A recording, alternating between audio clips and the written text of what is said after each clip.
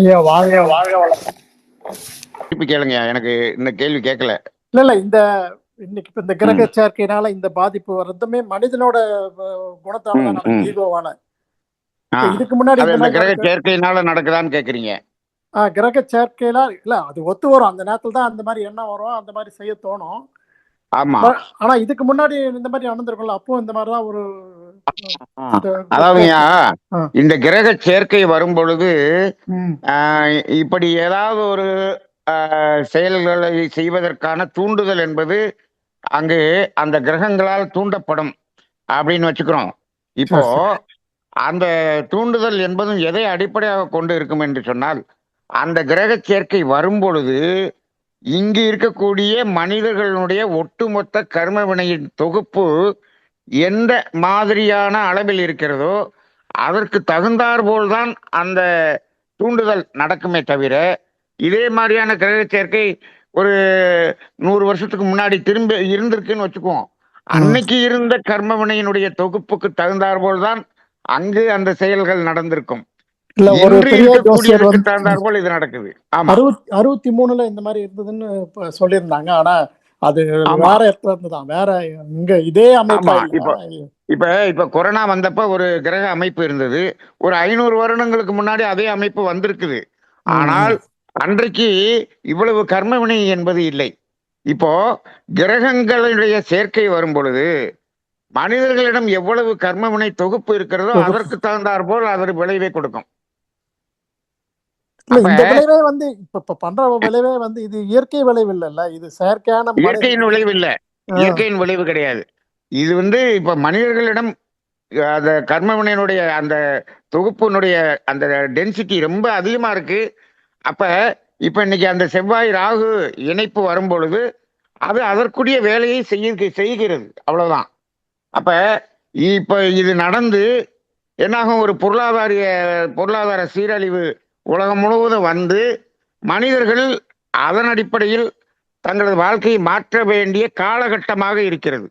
இப்போ நம்ம இப்ப வேதாத்திரியத்துல எத்தனையோ தடவை தேவையின் அளவில் வாழுங்கன்னு எத்தனை தடவை கத்துன்னு கத்துறோம். ஆமா. யாரும் கேட்கவே மாட்டேங்கிறோம். இல்ல அப்ப வெளியில இது சொல்ல உலகம். முடியலையா? வெளியில வந்து யார்ட்டயா ஒருத்தர் இல்ல நீங்க அதாவது அ ம். அ தனக்கோ பிறருக்கோ அந்த மாரி துன்பம் குடுக்காம நம்ம வாழ்க்கைன்னு அந்த மாரி சொல்லக்கூடிய ஏன்னா டக்குன்னு சொல்றாங்கல்ல, எல்லாம் கொள்ளடிக்கிறான், எல்லாம் இந்த மாரி ஒரு தவறான பாதையில போறாங்க, அவங்க நல்லா இருக்கிறாங்க. அப்படிதான் டக்குன்னு ஒரு ரியாக்ஷன் வருது. ஆ 2வது அப்ப ஜோசியம் இ- பார்க்கறது கூட வந்து ஒரு பயத்தினால வீட்ல பசங்க அந்த மாரி தான் பார்க்குறாங்களே தவிர, அதுல ஒரு இது இது நம்ம வினைகளால வர்றதுன்னு அது யாருக்குமே தெரியறதில்ல. அது அதுதான் ஜோதிடம் பார்ப்பவர்களும் அப்படித்தான் இருக்கிறார்கள், சொல்பவர்களும் அப்படித்தான் இருக்கிறார்கள். அப்ப இப்ப என்ன ஆகுது அப்படின்னு சொன்னா, இப்படி ஒரு பெரிய விளைவை கொடுக்கவில்லை என்று சொன்னால் இவர்களை மாற்ற முடியாது என்று இயற்கை தீர்மானம் செய்துதான் இதை செய்கிறது. அப்ப இப்ப முன்னாடி எல்லாம் என்ன பண்ணுவாங்கன்னா, இந்த அறம் சார்ந்து ஞானிகள் சொல்வதை கேட்டார்கள். இப்போ ஞானிகள் சொல்வதை நாம கேட்கவில்லை. அப்ப நமது இந்த பெரிய பெரிய ஞானிகள், ட்ரம்ப் போன்ற பெரிய ஞானிகள் இதை எல்லாத்தையும் என்னத்தையா செஞ்சு திருத்துறதுக்கு தான் இதை செய்யறாங்களோ, அப்ப இப்பயாவது கேட்பாங்களோ அப்படின்னு நம்ம அப்படிதான் பார்க்க வேண்டி இருக்கிறது. எல்லாமே நன்மைக்கு தான் நடக்கிறதுங்க, நல்லதுக்காகத்தான் நடக்கிறது. அப்ப அது எல்லாமே இந்த மனிதர்களுடைய கர்ம வினையின் வெளிப்பாடாகத்தான் நாம் பார்க்க வேண்டும். வாழ்க வளமுடன். அப்புறம் இன்னொரு கேள்வி. ஹலோ. கேளுங்கய்யா. சொல்லுங்க. அதாவது நம்ம இந்த மகரி சொன்ன மாரி இப்போ முதல்ல இயற்கை தாவரங்கள் வந்தது. அதாவது புற்கள் புல்லு அதெல்லாம் வந்தது. அப்புறம் வந்து புழு அந்த ம். மாரி வந்ததுன்னு நம்ம சொல்லியிருக்கீங்க. இப்போ அது ஆமா, வெறுமே இப்போ நம்ம ஆனா இப்போ பார்த்தீங்கன்னா, நம்மளோட இதயத்துக்கு வந்து நல்லதா இருக்கிற பொருள் வந்து இதயம் மாரியே இருக்குது. அக்ரூட் அந்த மாரி. அந்தந்த ஆமா.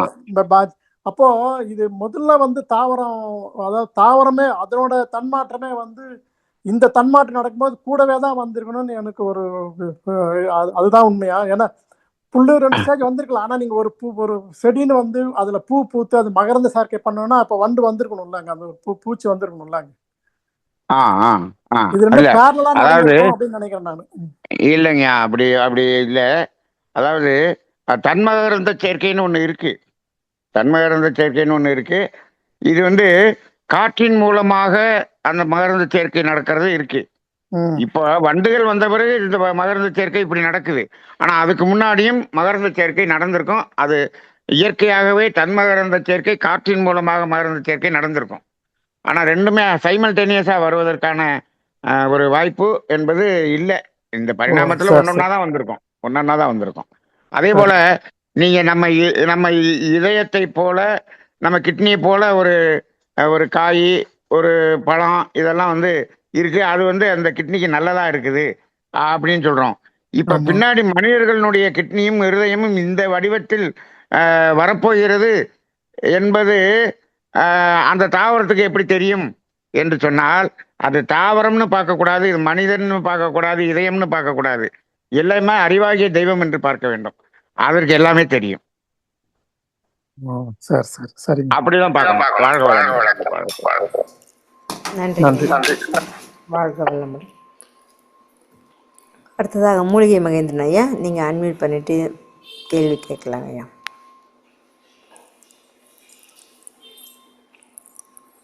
ஐயா வணக்கம் ஐயா. பசி உணவு மையத்தில் பேசுறேங்க ஐயா.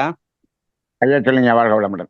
ஐயா இன்னைக்கு நிகழ்ச்சி ரொம்ப சிறப்பா இருந்ததுன்னு இல்லை, உண்மையா இருந்தது. ஆழ்ந்து சிந்திக்க வேண்டிய சப்ஜெக்ட். அதுல வந்து சொல்லுங்க. அந்த மாதிரி ஆரம்பிக்கும் போதே ஆரம்பிச்சிங்க. எந்த ஒரு நிகழ்ச்சியுமே வந்து என்ன அப்படின்னா வந்து அட்டன் பண்ணோம்னா அதை முழுமையா அட்டன் பண்ணி அதுல முழுமையை அடையணும். ஆனா வந்து வேகத்துல வந்து இது தேவை, இது மட்டும் பண்ணிட்டு போறாங்க, ஒன்றும் பண்ண முடியாது அவங்கள வந்து. அதுல வந்து ஒரு அழுத்தத்தையும் கொடுத்தீங்க, அது ரொம்ப நல்லது. எனக்கு வந்து ஒரு 2 சந்தேகங்க ஐயா. என்ன அப்படின்னாங்க ஐயா, சொல்லுங்க. இப்போ ம். நான் முதல் அறிந்தது பசி, ம். 2வது அன்னையின் ம். தாய்ப்பால். ம். அது யாருமே எனக்கு சொல்லி கொடுக்கல. என்னுடைய சுய ஆமா. அறிவு அது வந்து. அது ஆமா. யாரும் சொல்லி ஆமா. கொடுக்கல. எங்க அம்மாலாம் சொல்லி கொடுக்கல எனக்கு வந்து. ஆமா. அது வந்து நான் முதல் கடவுளாக ஒரு உயிரினமும் அதனுடைய தாய்ப்பாலை பசியும் ம். தாய்ப்பாலும் தான் முதல் தெய்வமாக இருக்கிறது. ஆமா. 5 வயதில் எங்க அம்மா அப்பா எங்களுடைய குல தெய்வத்தை சொல்லி கொடுத்தார்கள். ம். அது 2வது தெய்வமாக இருக்கிறது. அது வழிபட்டுன்னு ம். வந்தோம். சரி. 28 வயதில் அருள் தந்தை வேதாத்திரி மகரிஷியாவது காந்த தன்மாற்றமே ம். தெய்வ நிலைன்னு சொல்லி கொடுத்தாரு. ம். 53 வயதில் உங்களை ம். நான் சந்தித்தேன். ம். அதுல இருந்து கொஞ்சம் தூய்மைப்படுத்தி நீங்க கொடுக்குறீங்க. மற்றவங்களத விட ம். உங்களது வந்து என்னன்னா ஆழ்ந்து சிந்திக்கணும். மேலோட்டமா நடத்துறவங்க இருக்காங்க. உங்க சப்ஜெக்ட் எல்லாமே ம். சிந்திக்கணும். அதுக்கு ஏற்றவாறு ம். நீங்க கொடுக்குறீங்க. ம். ம். இப்போ இதுல நான் எதை எடுத்துக்கிறதுங்க ஐயா? முதல் நான் சுயமாக ம். உணர்ந்தேன். அதை எடுத்துக்கிறதா தெய்வம்னு, இல்ல எங்க அப்பா அம்மா ம். சொல்லி கொடுத்ததை எடுத்துக்கிறதா, இல்ல மகரிஷி சொல்லி கொடுத்ததை எடுத்துக்கிறதா? நீங்க ம். தெளிவா நடத்துறீங்க. உங்களத வந்து நான் ரைட். எடுத்துக்கிறதா? எதை எடுத்துக்கிறது? ஓகே. சரிங்க. இந்த கேள்வியை நீங்க போன வாரமே வச்சிருந்தீங்க. நான் கேள்வியை சரி. கேட்டுக்கிட்டு இருந்தேன். நானு பஸ்ல வந்ததுனால எனக்கு பதில் சொல்ல முடியல. ம், ஐயா, இப்போ ம், வள்ளலார் வந்து 6 திருமுறை எழுதியிருக்கிறார். ம், ரைட்டுங்களா? அப்ப ம், முதல் திருமுறையில அவர் இறைவனை எப்படி உணர்ந்ததாக எழுதியிருக்கிறார் அப்படின்னு பார்த்தோம்னா, அப்ப ம், எல்லாம் என்ன பண்ணுவாரு? கந்த கோட்டத்து கந்த கடவுளேன்னு எழுதுவார். ம், அப்ப எல்லாம் முருகனை கும்பிட்டுக்கிட்டு இருந்தாரு. ம், இதுல கந்த கோட்டத்துல. அப்ப ம், கந்த கோட்டத்து கந்த பெருமானன் தான் பேசிக்கிட்டு இருந்தார். அப்படியே தான் ம், சொல்லிட்டு வந்தார். 6ஆம் ம், திருமுறை வரும்பொழுது அவர் என்ன ம், பண்ணிட்டாரு? அது ம், ஜோதியாக உணர்ந்தேன் என்று சொல்லிட்டார். ம், சொல்லிட்டு என்ன பண்ணிட்டாரு? இந்த 5 ம், தலைமுறையும் 5 திருமுறை அந்த ம், என்ன பண்ணிட்டாரு? அத எல்லாத்தையும் விட்டுருங்க. 6 மட்டும் வச்சுக்கங்கன்னு சொன்னார். ம், அவரு அந்த 5யும் எடுத்துருங்கன்னு சொன்னாரு. ஆனா நம்ம மக்கள் ம், அதையும் அப்படியே வச்சுட்டாங்க. அதனையும் ம், அதையும் அப்படியே ம், வச்சுக்கிட்டாங்கன்னு வச்சுக்கங்களேன். அப்ப ம், ம், அவர் அந்த கடைசியாக என்ன உணர்வு நிலைக்கு வந்தாருன்னா, பக்குவப்பட்டு உணர்ந்த நிலை. ம், அந்த நிலைக்கு வந்தாரு. இப்ப பாருங்க, ம், அவர் ஜோதி என்பதை உணர்ந்தாரு. இப்போ ம், இப்ப அந்த ம், 6ஆம் திருமுறையில் இருக்கக்கூடிய ஜோதிங்கிறதையும் அடுத்து மகரிஷி ம், மூலமா வந்து என்ன பண்ணிட்டாரு? அது ம், சுற்றவெளிங்கிறதை உணர்த்தி விட்டாருங்க. ம், அதையும் கடந்து போகுது. இப்ப நம்ம அந்த ம், ஜோதியா பாக்குறத கூட நம்ம விடணும். அடுத்ததுக்கு வந்துடணும். ம், அந்த ம், நிலைமைக்கு போயிட்டாரு. அப்ப ம், இப்ப இன்னமும் போய் நம்ம அந்த திரையை திறந்து பார்த்துக்கிட்டு இருக்கிறோம். கலர் கலரா ம், திரையை போட்டு அது திறந்துட்டு ம், அந்த விளக்க பார்த்துக்கிட்டு இருக்கிறோம். அப்படி இருக்குது. ம், இப்ப கூட ம், நான் 2 நாளைக்கு முன்னாடி வடலூர் போயிட்டு வந்தேன். அங்க போனா ம், அங்க அந்த ம், அணையா அடுப்புன்னு சொல்லி அடுப்ப எரிச்சுக்கிட்டே இருக்கிறாங்க. அங்க ஒரு பாத்திரமும் இல்ல, ஒண்ணுமே இல்ல. அது சமையல்ல நடக்கலைனாலும் அந்த எருப்பு விறக வச்சு எரிச்சுக்கிட்டே இருக்கிறாங்க. அது அணையவே ம் கூடாதுன்னு. அணையாத ம் நெருப்பு அப்படின்னு சொல்றாங்க. இப்போ ம் நீங்க ம் நம்ம அதை நல்ல சிந்தனை பண்ணி பார்த்தோம்னா, அந்த ம் அணையாத நெருப்பு அப்படிங்கிறது ம் எப்பொழுது ஒரு மனிதன் பிறந்தானோ அந்த ம் உடம்புல இருக்கக்கூடிய உஷ்ணம் அவன் மரணிக்கும் வரை அணையாமல் இருந்து கொண்டே இருக்கிறது. அணையாத ம் அடுப்பு நம்மகிட்ட இருக்குது. ம் இதை பாக்குறத விட்டுவிட்டு அங்க போய் அணையாத அடுப்புன்னு சொல்லி அடுப்பு வச்சுக்கிட்டு இருக்கிறாங்க. அப்ப ம் இப்படிதான் நடக்குதே தவிர நம்ம கிட்ட இருக்கக்கூடிய இப்ப ஒரு குழந்தைகிட்ட தலையில தொட்டு பார்த்தோம்னா சூடு இருக்கும். அது ம் எந்த சூடு? அது அப்பாட்ட இருந்து வந்த அந்த சூடு, அப்பா அம்மாட்ட இருந்து வந்த சூடு ம் அணையாமல் கடைசி வரைக்கும் இருந்து கொண்டு இருக்கிறது.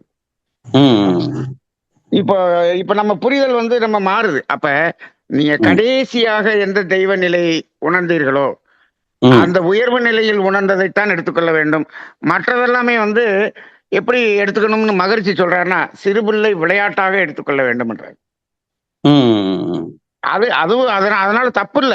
அது ஒண்ணும் தப்பு ம் கிடையாது. ம் அதுவும் ரைட். அன்னைக்கு நிலைக்கு உணர்ந்த ஒரு சிறு பிள்ளை நம்ம சின்ன பிள்ளையில ஒரு பொம்மையை வச்சு விளையாண்டோம்.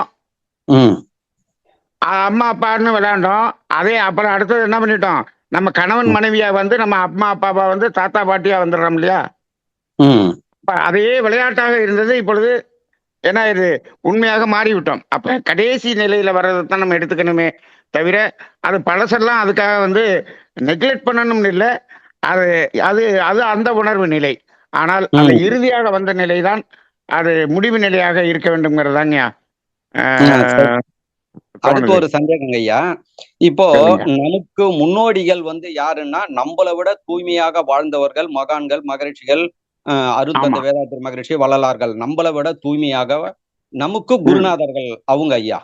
இப்ப ஆமா. மகான்கள் மகரிஷிகள் ஞானிகள் யோகிகளுக்கு ஒரு குருநாதர் இருக்கணும் இல்லைங்க ஐயா? ம். அவங்க அது யாருன்னு கேக்குறீங்க? யாருன்னா அ- அவங்கள அது- கிளாஸ் ஆ. எடுக்கிறதுக்கு எனக்கு சொல்லி கொடுத்துக்கிறத சொல்லிடுறேங்க ஐயா. என் ம். மூலியமாக உலக மக்களுக்கு ஒரு மெசேஜை சொல்லுவதற்கு அருள் தந்தைக்கு ம். எப்படி இந்த பிரபஞ்சகம் கொடுத்ததோ அதுபோல் எனக்கு பிரபஞ்சகம் கொடுத்துருக்கு. உலக மக்களுக்கு ம். ஒரு உண்மையை சொல்லி கொடு. யாரும் சொல்லி கொடுக்காத உண்மை. பசித்தர். ம். ம். பசித்தர்ன்றது உலகத்துல யாருமே பேசல. நான் பேசினாதான் ம். தெரியும் வெளியே. இப்ப என் நிகழ்ச்சி பல பேர் கேட்டவங்களுக்கு தெரியும். ஆனா நம்ம குழுவுல தெரியாது. ம். பிறகு அடுத்த நிகழ்ச்சி பசித்தர். மகான்கள் ம். மகரிஷி ஞானிகள். மகான் மகரிஷி இதுல சிறிய தவறு ம். வந்துரும். ஆனா ம். பசித்தத்துல ஒரு தவறு கூட வராது. ஏனென்றால் ம். மகான்கள் மகரிஷி விட தூய்மையானவர்கள். ஆனா இவங்களுக்கு ம். குருநாதர் இல்லைங்க ஐயா. அப்போ அது அவங்க என்ன சொல்லி கொடுக்குறாங்கன்னா, பசி என்பது துன்பம் கிடையாது. அதுதான் உன்னை படைத்தது. அதுதான் தெய்வ நிலை. அதுவே ஆதி நிலைன்னு அவங்க சொல்லி ம். கொடுக்குறாங்க ஐயா பசித்தர். ம். ம். ம். ம். ஆமா. பசி என்பது ம். துன்பம் கிடையாது. இவங்க ம். சொன்னாங்க, பாதியில சொன்னாங்க இது. ம். முதன்மை என்பது துன்பம் கிடையாது. துன்பம் எப்படி உன்னை வாழ வைக்கும்? பசி இல்லைன்னா ம். நீ உயிர் வாழவே முடியாது நீ. அதில் ம். 2 பசியை கொடுக்கிறார்கள். பஞ்சபூத பசி ஒன்று, அறுசுவை பசி ஒன்று. இந்த 2 ம். பசியில ம். நீ பிறந்தே இருக்க மாட்டியே. இந்த குருவை தெரிஞ்சிருக்க மாட்டே, தாய் தந்தையை தெரிஞ்சிருக்க மாட்டே. இது எல்லாத்தையும் அறிந்ததே இந்த பசி தானே. அத துன்பம் என்று நீ எப்படி நடத்துறன்னு மகரிஷி ஆ. எனக்குள் கொடுத்தார் அகத்தாய்வு. அதுக்குள்ள அகத்தாய்வு பண்ண நான். அற்புதமான ரைட்டுங்க. ஒரு கலையை கொடுத்தார் மகரிஷி. அகத்தாய்வு. அது பண்ணதுல என்னுடைய ரைட்டுங்க. உடலுக்கு வானமும் பூமியை கொடுத்த ம். ம். ம். அ, ஐயா வாழ்க வளமுடன். ஐயா உங்க மைக்கு மியூட் ஆயிடுச்சுங்க. ஓப்பன் பண்ணிருங்க. ஒரு தடவை டச் பண்ணிட்டு அன்மியூட் ஆ. பண்ணிடுங்க. ஐயா நீங்க சொல்லுங்க கேட்ட ஐயா. கேள்வி நான் புரிஞ்சுக்கிட்டேன். அதாவதுங்கய்யா இப்போ மகான்கள் அவங்களுக்கு ஒரு மகான் அவங்களுக்கு ஒரு மகான் இப்படியே போனோம்னா அந்த முதல் மகான் யாராக இருக்கும்னா அறிவாகிய தெய்வமாகத்தான் இருக்கும். ரைட்டுங்களா? ம், அங்கதான் போய் ம், முடியும். ரைட்.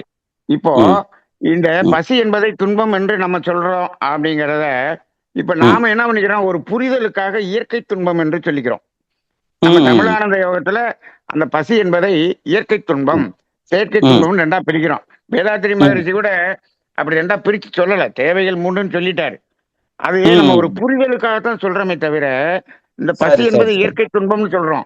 இந்த சரி. பசி என்ற இயற்கை துன்பம் எதற்காக வருகிறது அப்படின்னு நம்ம புரிஞ்சுக்கிட்டோம்னா அந்த ம், பசி என்ற துன்பத்தை ம், நீக்குவதற்காக உணவு சாப்பிடுறோம். இப்ப பாருங்க, ம், அந்த ம், துன்பம் நீங்கிய இடம் என்னன்னு ம், மகரிஷி சொல்லியிருக்காருன்னா இன்பம்னு சொல்றாரு. அப்ப ம், இந்த ம், துன்பம் எதற்காக? இன்பம் என்பதை உணர்வதற்காக. ம், அப்ப அது துன்பம் இல்ல. அது ரைட். இன்பத்தை உணர்வதற்காக வந்த ஒரு உணர்வு. ஆனால் அது துன்பம், இயற்கை துன்பம் நம்ம சொல்றோமே தவிர அது கண்டிப்பா. தவறல்ல, அது இயல்பு. அப்படிதாங்க வரும். நீங்க சொல்றது வாஸ்தவம் தாங்க. வாழ்க வளமுடன். அற்புத விளக்கங்க ஐயா. என்னுடைய வாழ்க கேள்விக்கு வளமுடன். முதல் கரெக்டான பதில் சொன்ன முதல் ஆள் நீங்க தாங்க ஐயா. நான் எவ்வளவு பேரை நன்றிங்க. கேட்டேன், எல்லாரும் திணறிட்டாங்க. ஆனா மனமார்ந்த நன்றி, மகிழ்ச்சி தெரிவிக்கிறேங்க ஐயா. அற்புதமாக வாழ்க வளமுடன். சொன்னீங்க ஐயா. நன்றிங்க ஐயா. கரெக்டா நன்றி பதில். நன்றி நன்றி. மகிழ்ச்சிங்க வாழ்க ஐயா. வளமுடன். ரொம்ப நன்றிங்க ஐயா. வாழ்க வளமுடன். சிறந்ததொரு கேள்வி, சிறந்ததொரு விளக்கமும் அனைவருக்கும் பெற்றோம். நன்றிங்க ஐயா. வாழ்க வளமுடன். அடுத்ததாக மோகன் ஐயா, நீங்கள் கேள்வி கேட்க. வாழ்க வளமா. வாழ்க வளம் ஐயா. நான் புதுக்கோட்டையிலிருந்து மோகன். சொல்லுங்க சொல்லுங்க. ஐயா சிறப்பான உரைங்க ஐயா. எனக்கு அதில் ஒரு கேள்வி இருக்குங்க. இப்போ ஒருத்தருக்கு வந்து இப்போ துன்பம் வந்து நம்மளுக்கு கொடுக்குறாங்க அப்படின்னா நம்மளுடைய வினை கழிகிறதுக்கு அந்த துன்பம் வருது. அதனால நம்ம திருப்பி வந்து ஒரு காரியத்தை உண்டு பண்ணக்கூடாது, திருப்பி வினை பண்ணக்கூடாதுன்னு சொல்றாங்க ஐயா. இப்ப அவங்க துன்பம் தெரிஞ்சு இப்ப கொடுக்கறதுனால அவங்களுக்கு வினை வந்து சேர்ந்துருது ஆமா கொடுக்குறவங்களுக்கு. இப்ப ஏன் அவங்களுக்கு சேருதான் நீங்க ஏற்கனவே சொல்லிருக்கீங்க. அவங்க ஏற்கனவே பாவங்கள் நிறைய பண்ணதுனால இதுவும் வந்து அவங்களுக்கு போய் சேருது வினை கழிகிறதுக்கு அப்படின்னு சொல்றீங்க. இப்ப இப்ப ஒருத்தர் ஒரு துன்பம் கொடுக்குறாரு ஒருத்தருக்குன்னா அவருக்கே தெரியாது துன்பம் கொடுக்குறோன்னு. ஏதோ ஒரு வகையில அவருக்கே தெரியாம ஒருத்தருக்கு துன்பம் கொடுத்துறாரு அப்படின்னா அந்த துன்பத்துக்கு இவருக்கு வினை பதியுமையா? ஏன்னா இப்ப அந்த துன்பம் கொடுக்குறாரு, இவரோட வினை கழிகிறதுக்கு அந்த இறைவன் கொடுக்குறாரு. ஐயா இப்ப அவருக்கே தெரியாம செய்யறார். இப்ப பாருங்க, நீங்க துன்பம் கொடுக்கறது தெரிந்து செய்தாலும் தெரியாமல் செய்தாலும் அதனுடைய நோக்கம் என்ன?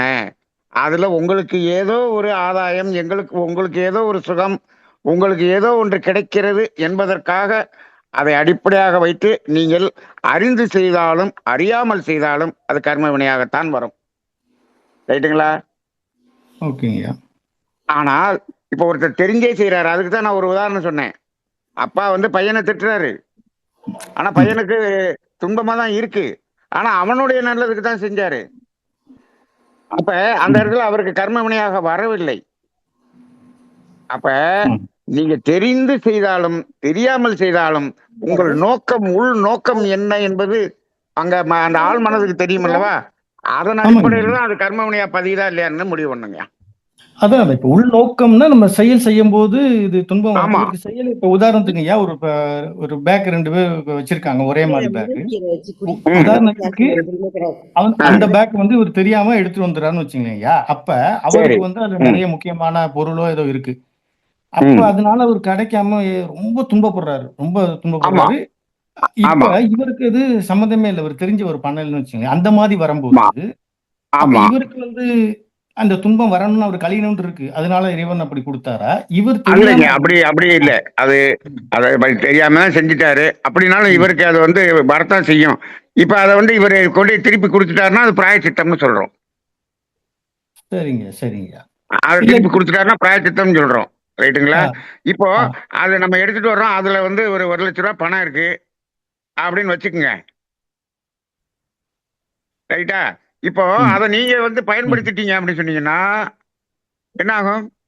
உங்களுக்கு கர்ம வினை தானே. ஆமாங்க. அப்ப அதை திருப்பி கொடுத்துட்டோம்னா பிராயச்சித்தம்.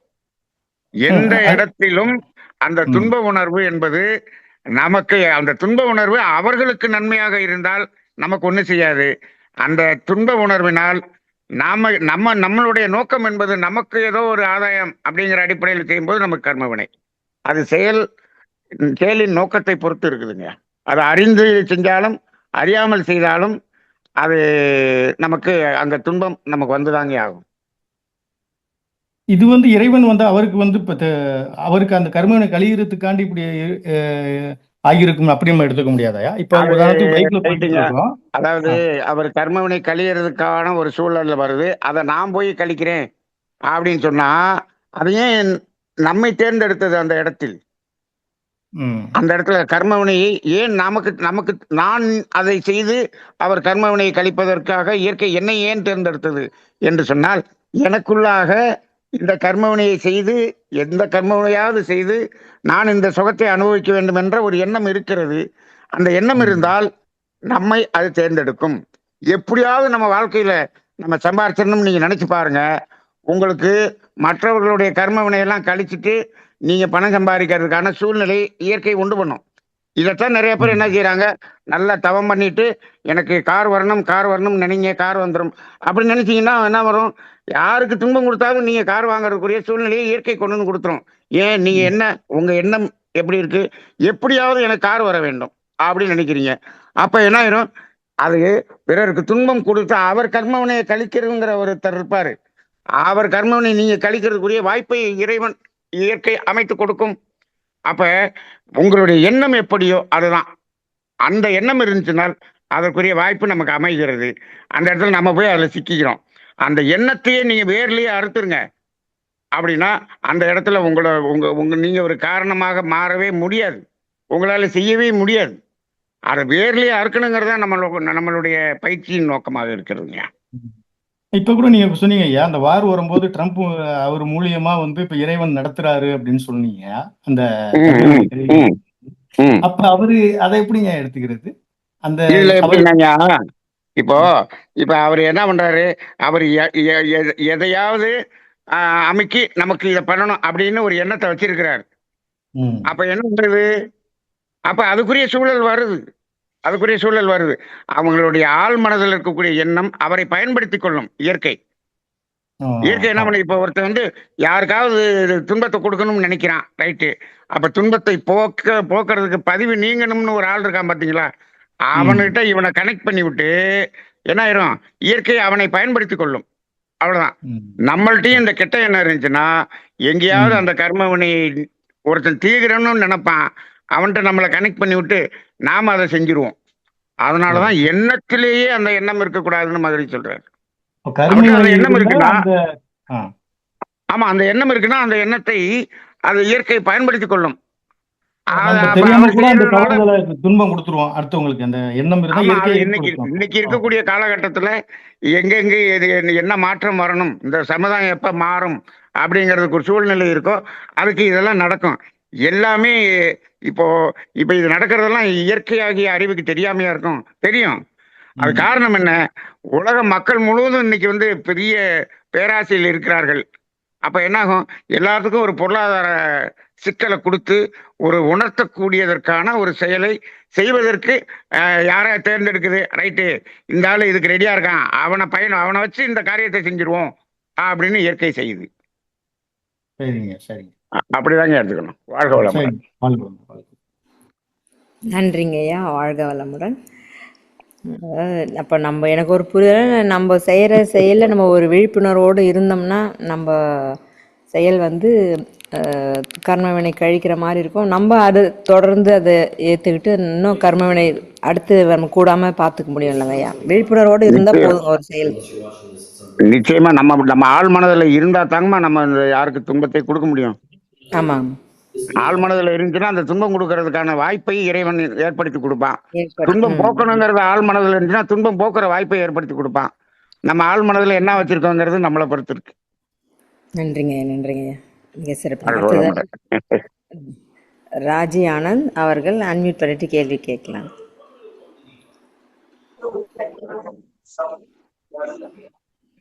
ஐயா கேக்குதுங்களா ஐயா? சொல்லுங்கம்மா. வாழ்க வளமுடன். வாழ்க வளமுடன் ஐயா.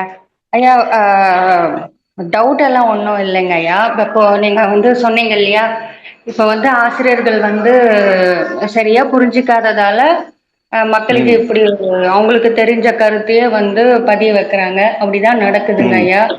இப்போ எப்படி இப்போ எப்படி சொல்றாங்க அப்படின்னா, பாவத்தை எப்படி நாம் அனுபவிச்சு கழிக்கணுமோ அதே மாதிரிதான் புண்ணியத்தையும் அனுபவிச்சு தான் அதை தீக்கணும். அதுக்காக தான் பாருங்க, கிருஷ்ண பகவான் கர்ணன் கிட்ட வாங்கிக்கிறாரு. ஏன்னா அவர் போய் சேரணும் அப்படின்னா அவர் பண்ண புண்ணியம் எல்லாம் இருக்கு, அவர் அந்த வாழணும் இல்லையா. அதனால அவர் என்ன பண்றாரு, அதை அவர் வாங்கிக்கிறாரு. அப்புறம் கர்ணனுக்கு முக்தி கிடைக்குது அப்படின்னு சொல்றாங்க இல்லையா. அந்த இடத்துல அப்படி சொல்றவங்களுக்கு சொல்லுங்கம்மா, அதை தவறாக இவர்கள் புரிந்து கொண்டிருக்கிறார்கள். அவர் என்ன கேட்கிறார் தெரியுங்களா, உன் புண்ணியத்தெல்லாம் எனக்கு கொடுத்துரு. நீங்க சொல்லிதான் எங்களுக்கு அது தெரியும் ஐயா. ஆனா போயிட்டு இதெல்லாம் எப்படிங்க ஐயா நாங்க அங்க போயிட்டு ம். நல்லா ஒரு அதாவது 80-85 பெண்கள் ம், உக்காந்துட்டு கேக்குறோம். ம். சரி சரி. அதாவதுங்கம்மா, இந்த இடத்துல என்ன ம். புரிதல்னா, அந்த கிருஷ்ணன் வந்து அந்த அந்தணர் வேஷம் போட்டு கர்ணன்ட்ட என்ன கேட்கிறாருன்னா, அந்த புண்ணியத்தின் பலன்களை எல்லாம் எனக்கு கொடுத்துருன்னு கேட்கிறாரு. அப்ப புண்ணியத்தை எல்லாம் எனக்கு கொடுத்துருன்னு கேட்கல. அது என்ன கேட்கிறாருன்னா, இப்போ அவர் என்ன பண்ணுவாரு, அந்த புண்ணியம் என்பது மீண்டும் புண்ணியம் செய்வதற்கான எண்ணம் என்பது அவரிடம் இருக்கிறது. அந்த எண்ணமே வராம அதையே அப்படியே வாங்கிக்கிறார் அவரு. அதோடு அவருக்கு முக்தி அப்படிங்கிறத காமிக்கிறாங்களே தவிர, அந்த புண்ணிய பதிவு எல்லாத்தையும் அவர் வாங்கிக்கல. புண்ணியத்தின் பலன்களை எல்லாம் எனக்கு கொடுத்து விடுன்றாரு. புண்ணியத்தின் பலன் என்பது மீண்டும் புண்ணியம் செய்யக்கூடிய எண்ணம் என்பதுதான் அதனுடைய பலன். அதை வாங்கிறாரு. அப்ப என்ன ஆகுது, அவர் பிறவி முடிஞ்சிருது. இப்படி புரிஞ்சுக்கணுமே தவிர, அவர்கிட்ட இருந்து புண்ணியத்தெல்லாம் வாங்கிட்டாரு இப்படின்னு புரிஞ்சுட்டு இருந்தோம்னா, இந்த பாவம் புண்ணியம்ங்கிறதுக்குரிய விளக்கம் வந்து சரியாக வராது. வேதாத்திரி மகரிஷி தெளிவா கொடுத்திருக்கிறாரு. வேதாத்திரி பெயரை சொல்லியே அது குழப்பமாக மாறிக்கொண்டிருக்கிறது. அது காலத்தால் அது சரியாகணும்னு நம்ம வாழ்த்துவோம். வாழ்க வளமுடன். நன்றிங்க ஐயா, மிக சிறப்பாக இருந்ததுங்க. நம்ம எண்ணத்தில் தான் நீங்கள் சொல்கிற மாதிரி நம்மளோட எண்ணம் தான் அது. நம்ம எண்ணம் நினைச்சிட்டே இருப்போம் எல்லாருக்கும். அடுத்ததாக விஜயலட்சுமி அம்மா, நீங்கள் கேள்வி கேட்கலாம். வாழ்க வளமுடன். வாழ்க வாழ்க வளமுடன் வளமுடன். ஐயா. ஐயா உங்களுடைய சொல்லுங்க. உரையை வந்து 2-3 தடவை திரும்ப திரும்ப கேட்கணும்னு நினைக்கிறேங்க ஐயா. அந்த காரணம் காரியன்றது சிறப்பா இருந்தது ஐயா. ஐயா எனக்கு இப்போ நம்ம ஒரு துன்பம் கொடுக்கிற செயல் செய்யும் போது அது நம்மளுக்கு பதிவா பதியுது. நம்ம சுவாமிஜி என்ன சொன்னா, நல்ல செயல்களை செய்து மேல் பதிவா போடுறோம் அப்படின்னு. இப்போ நம்ம நல்ல செயல்களை செய்து மேல் பதிவு போடும் போதும் இது துன்பத்தோட செயல் நம்ம அதிகமா இருக்கு. நம்ம செய்யற நல்ல செயல்களோட இது வந்து பதிவு இதுவா கம்மியா இருக்கும் போது, அந்த துன்பம் செய்த பதிவு அடி இருந்துட்டே இருக்கும் போது, அது காலத்தால நம்மளுக்கு விளைவா வருமா? இல்ல நம்ம சந்ததிகளுக்கு போய் அது கொடுக்குமாங்கய்யா அந்த இது? நமக்கும் வரலாம், சந்ததிக்கும் போகலாம்.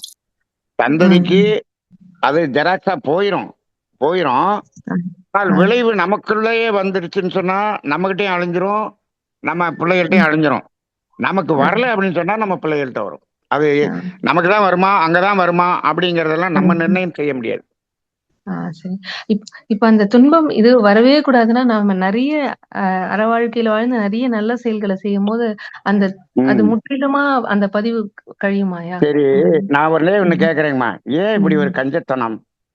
அதாவது கொஞ்சமா நல்லது செய்யறோம், நிறைய கெட்டது செய்யறோம். இது நிறைய நல்லது செஞ்சோமா, கொஞ்சமா. நான் என்ன சொல்றேன், கொஞ்சம் நிறையங்கிறதை விட்டுருங்க, நல்லதை மட்டுமே செய்யுங்க. சரிங்க சரிங்க சரி. ரைட்டுங்களா? இதுல கொஞ்சம் அதுல கொஞ்சம்னு காலை வைக்காதீங்க. நல்லதை மட்டுமே செய்வோம், துன்பத்தை யாரும் கொடுக்க மாட்டோம் அப்படின்னு ஒரு முடிவுக்கு வாங்க. ரைட்டுங்களா? வாழ்காலம் ஐயா. பழைய பதிவுகள் நிறைய இருந்தது இல்லையா சுவாமிஜி கிட்ட வர முன்னாடி? அது பாட்டுக்கு இருக்கட்டும். இப்ப துன்பம் கொடுக்க கூடாதுங்கிற முதல்ல அதை முடிவு எடுங்க. அதுக்கப்புறம் துன்பம் கொடுக்கறது கொஞ்சம் கூட செய்யலாம். துன்பம் கொடுக்கலங்கிறத மட்டும் முதல்ல நிறுத்துங்க. ரைட்டுங்களா? நான் கொஞ்சமா துன்பம் கொடுக்குறேன், நிறைய துன்பம் கொடுக்குறேன், வேண்டாம். வாழ்க வளமுடன். நன்றிங்க. நன்றிங்க அம்மா, வாழ்க வளமுடன். அடுத்ததாக நாகஜோதி அம்மா, நீங்க அன்மியூட் பண்ணிட்டு கேள்வி கேளுங்க.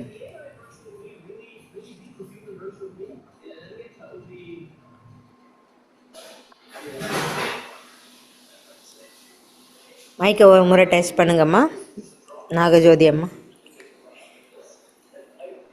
வாழ்க வளமுடன் சார். கேக்குதாங்க சார்? வாழ்க வளமுடன், சொல்லுங்க சார். நான் இந்த போன வாரம் கேட்ட அதே கேள்விதாங்க சார். அதாவது உடம்புல இருக்க நோயை வந்து ஆமா, நீங்க காயகல்பம் செஞ்சா கர்மவினை கழிஞ்சிருமா அப்படின்னு கேக்குறீங்க. ரைட், அதான் கேள்வி போன வாரமே கேட்டிருந்தீங்க.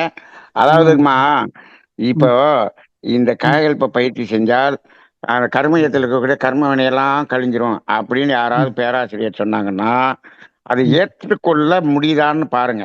இப்ப என்னன்னா, கர்மவினைங்கிறது 2 வகையில இருக்கு. எப்படின்னா, துன்பம் கொடுக்கறது கர்மவினை, தனக்கோ பிறருக்கோன்னு இருக்கு.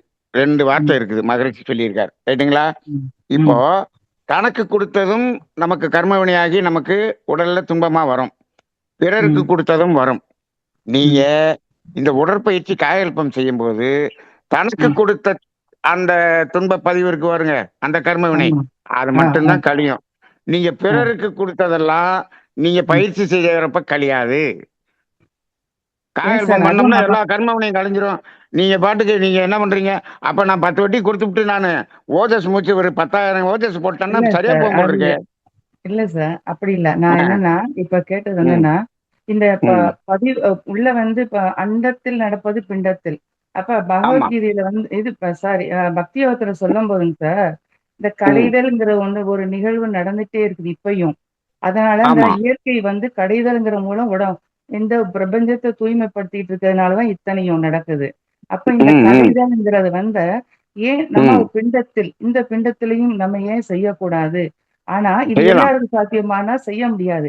ஏன்னா கர்மவினை அடர்த்தி குறைந்தவர்கள் மட்டும்தான் அந்த சென்டர் பாயிண்ட்டுக்கு போய் நின்று அந்த சுருக்கி விரித்தல்ங்கிறத செய்யும் பொழுது அந்த சென்டர்ல இருக்கிற இறைநிலைக்கு அடுத்ததாக உள்ள அந்த பதிவு கண்டிப்பா அந்த மனம்ங்கிற தன்மாத்திரையால வெளியில அனுப்ப பண்ணலாம் அப்படிங்கிறது நம்ம நீங்க சொல்றது கரெக்டுங்கம்மா. போது நீங்க சொல்றது கரெக்ட். இப்போ நீங்க அஸ்வினி முத்திரை செய்யும் போது அங்க தூய்மை அந்த கடையும் போது நமக்குள்ளாக இருக்கக்கூடிய அந்த கர்ம வினை நீங்கி நோய் நீங்கும்ங்கிறது உண்மை, ரைட். ஆனா இந்த மற்ற கர்ம வினையெல்லாம் இருக்குது எப்படி போகும்னா, நீங்க ஓஜஸ் மூச்சு போட்டு உச்சிக்கு கொண்டு போறீங்க, ரைட். இந்த உச்சிக்கு போனதுனால உங்களுடைய செயல்கள் மாற்றம் வருது. அந்த செயல்கள் மாற்றம் வரும் பொழுது பிறர் துன்பம் போக்கும் புண்ணிய செயலை நீங்க செய்வீங்க, அப்பதான் அது கழியும். அப்ப அந்த காயகல்ப பயிற்சி என்பது உங்களது செயலை துன்பம் கொடுக்கும் செயலிலிருந்து துன்பம் போக்கும் செயலாக மாற்றுவதற்கு உதவுகிறது அப்படின்னு சொல்லுங்க. அதுக்கப்புறம் அது கழியும், கர்மவினை கழியும். அப்படி கழியுமே தவிர இப்ப இது ஏன் நான் சொல்றேன்னா, நம்ம பேராசிரியர்கள் சில பேர் என்ன, நீங்க காயகல்பம் பண்ணீங்கன்னா இது கழிஞ்சிரும், நீங்க துரியாதீதம் பண்ணா இது கழிஞ்சிரும். நான் துரியாதீதம் பண்றேன், காயகல்பம் பண்ண எனக்கு கழியல, ஆனா வட்டி 10 வட்டிக்கு விட்டுக்கிட்டே இருக்கிற, இதையும் பண்ணிக்கிட்டே இருக்கிற. அப்ப இல்ல நம்ம மக்கள் தப்பா புரிஞ்சுக்கிறாங்க. நம்ம மக்களுடைய புரிதல் என்ன, இப்ப இதை செஞ்சா சரியாயிரும், இது மட்டும் செய்தாலும் இல்லை, இது செயல் மாற்றத்துக்கு வழி கொடுக்கும். அந்த செயல் மாற்றம் தான் அந்த கர்ம வினையை கழிக்கும். செயல் மாற்றம் இல்லாத எந்த பயிற்சி செய்தாலும் எந்த தவம் செய்தாலும் அது பயிற்சி அல்ல, தவமும் அல்ல. இருக்குங்க சார். நான் என்ன சொல்றேன்னா, அந்த அஸ்வினி முத்திரை இருக்குல்லங்க சார், ஓஜஸ் எடுத்துக்கங்க சார். அஸ்வினி முத்திரைங்கிறது ஒரு கடைதல் நிகழ்வு தான். கடைதல், இந்த கடைதல் நிகழ்வு அண்டத்துல நடக்குது, அதையே நம்ம பிண்டத்துல செய்யறோம். அப்ப நம்ம பிறருக்கு செய்த தீமையினாலும் எதுனாலும் நம்ம அதுக்கு பதிவாகி வந்துதான் நமக்கு அது ஒரு மனநோயை கொடுக்குது. இப்ப இந்த மனம்ங்கிறது ஒரு தன்மாத்திரை தான். இந்த பஞ்ச தன்மாத்திரை நோய்க்கு பஞ்ச இந்திரியங்கள் வழியாக இந்த பஞ்ச தன்மாத்திரையை உபயோகப்படுத்தி நம்ம நோயை போக்குறோம்னா, இந்த மனம்ங்கிற பதிவுனால ஏற்பட்ட அந்த நோயவும் அந்த மனம்ங்கிற தன்மாத்திரைய வச்சு ஏன் பண்ண முடியாது? மாறும். உங்களுக்கு மனமாற்றத்தை கொடுத்து மன்னிக்கணும் ஐயா. ஐயா நான் சொல்லிடுறேன் ஐயா. ஒரே வார்த்தை ஐயா, நீங்க அடிக்கடி சொல்றதா, செயல் மாற்றங்கள் நிகழாமல் எந்த ஒரு கர்ம வினையும் கழியாதுமா ஐயா. அததான் திருப்பி சொல்றாரு உங்களுக்கு. அடர்த்தி குறைந்தால் மட்டும்தான் இதையே செய்ய முடியும். சென்டர் பாயிண்ட்டுக்கு போகணும்னாவே அடர்த்தி குறைஞ்சாதான் போக முடியும். ஆமா, ரைட்டுங்கம்மா. நீங்க சொல்றீங்க மனமாற்றம் சொல்றீங்க பாத்தீங்களா, அந்த மனமாற்றத்தை தான் நம்ம செயல் மாற்றம் சொல்றோம். சரிங்க சரிங்க. நீங்க சொல்ற மனமாற்றம் இருக்கு, மனமாற்றம் வராமல் செயல் மாற்றம் வராது. கண்டிப்பா நீங்க சொல்றது கரெக்ட் தாங்கம்மா, அது மாற்றத்தை கொடுக்கும். ஆனா நம்ம மக்கள் என்ன பண்ணிடுறாங்கன்னா, அந்த மாற்றத்துக்கு போகாம இதே சரியா போய் இதுலயே கழிஞ்சிருச்சுன்னு ஒரு மயக்கத்துல இருக்காங்க. அந்த புரிதல் தப்பா போயிடுது. மகரிஷி ஒரு வார்த்தை சொல்லியிருக்காங்க சார், காயகல்ப யோகம் உயர் சஞ்சீவி கருத்துடனே செய்து வந்தால் வித்து கட்டும், போய பிழைகள் போகும் பிணிகள் நீங்கும். இந்த போய பிழைகள்ங்கிறது பதிவுதான் சார். ஆமா, இந்த பாட்டை இந்த பாட்டை மகரிஷிட்ட போய் நம்ம பாடி ஐயா சாமி ஐயா நீங்க இப்படி சொல்லியிருக்கீங்களேன்னு கேட்டா அவர் என்னமா கேட்பாரு, ஆமாப்பா போய பிழைகள் நீங்கும், அது எப்படி நீங்கும்னு நீ சிந்திச்சியாப்பான்னு கேட்பாரு.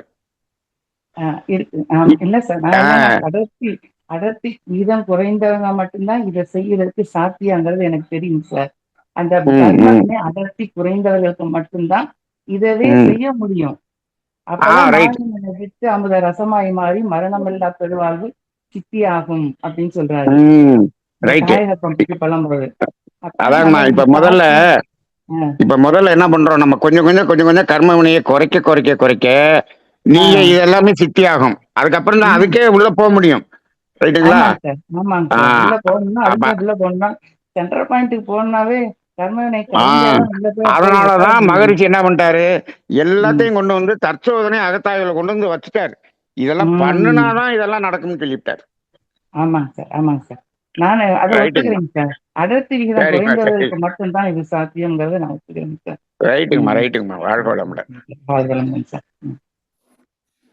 நன்றிங்க அம்மா. வாழ்க வளமுடன். நன்றிங்க ஐயா.